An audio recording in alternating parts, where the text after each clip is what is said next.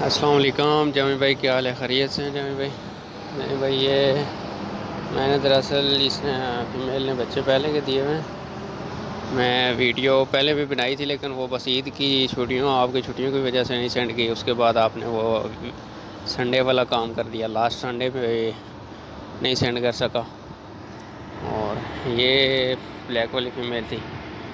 बाकी ये बनीज़ दी हैं वाइट की फ़ीमेल ने, 6 बनीज़ हैं। और माशाल्लाह से इसके साथ एक और फीमेल ने बनीज़ दिए थे, उसने 2 ही दिए थे लेकिन वो मर गए हैं दोनों। बाकी ये हैं 6, बिल्कुल हेल्दी हैं सारे के सारे। ये फीमेल है।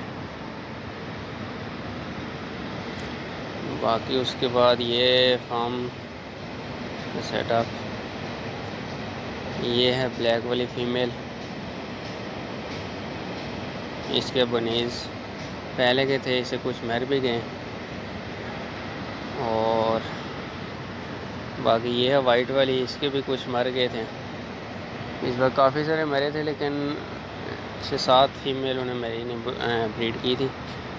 उसके बाद एक ये फीमेल है, इसके साथ भी है। और